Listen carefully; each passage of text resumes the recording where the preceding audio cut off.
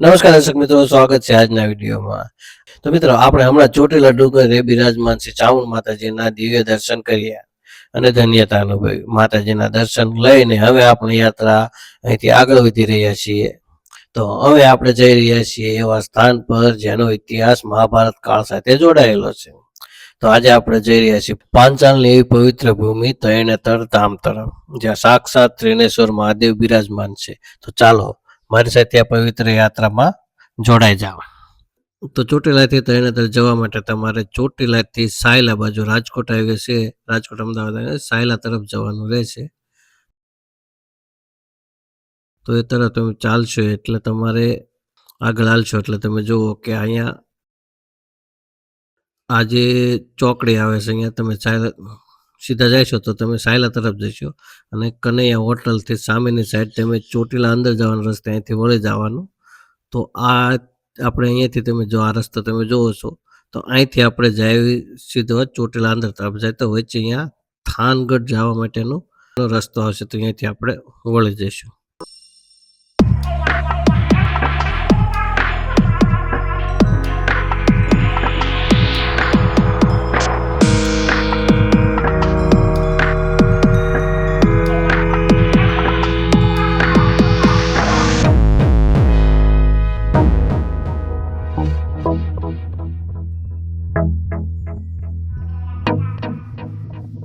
તો મિત્રો તમે જોઈ શકો છો સામે જે ચોકડી આવે છે ત્યાં બોર્ડે માર્યું છે થાન 18 કિલોમીટર. તો આપણે એ તરફ એટલે વળી જવાનું છે, જમણી સાઈડ વળશું એટલે બસ. જો અહીંથી આપણે આ વળશું એટલે આ રસ્તો એ સીધો આપણે થાનગઢ તરફ જાય છે. તો થાનગઢથી અને આગળ આપણે તરણેતર આવ્યું છે. તો તમને રસ્તાનો કોઈ વધારે વિડીયો જોવા નહીં મળે, થોડા ઘણે સીધા આપણે મળીશું તરણેતર ધામમાં.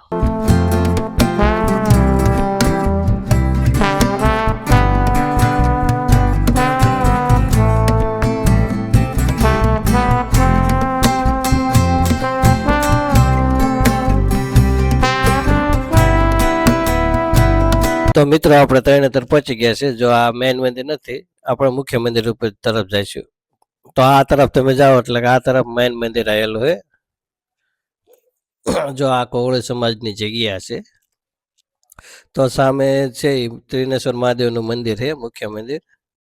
તો જો અહીંયા બોર્ડ લખેલું, અહીંયા લખેલું છે કે મંદિર એ 10મી સદીમાં બનાવેલું હતું અને એના પછી 1898માં એને તોડી અને ફરીથી બીજું બનાવવામાં આવ્યું હતું. હવે મંદિર તો એ નવું બનાવેલું, પણ જે કુંડ એ જૂનો છે.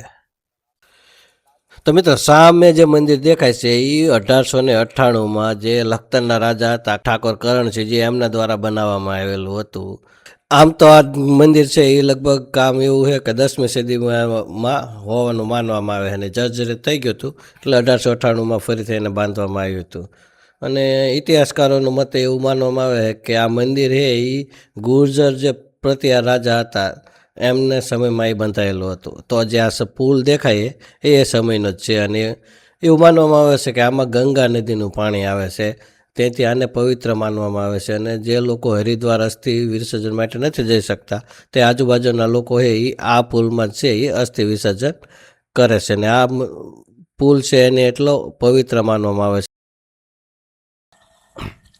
હવે જુઓ તમે, અર્જુને જે માછલીની આંખ પાણીમાં પ્રતિબિંબ જોઈ હતી એનું અહીંયા પોસ્ટર એટલે ચિત્ર દોરવામાં આવ્યું છે.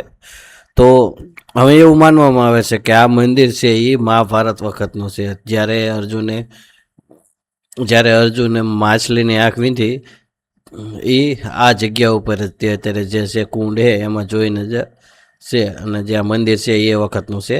તો એવું માનવામાં આવે છે. તો આપણે આ મંદિર અંદર વહી ગયા. તમે જુઓ કે આ રીતની અહીંયા કોઈ અંદર મૂર્તિ છે, આ શિવલિંગ તમે જોઈ શકો છો.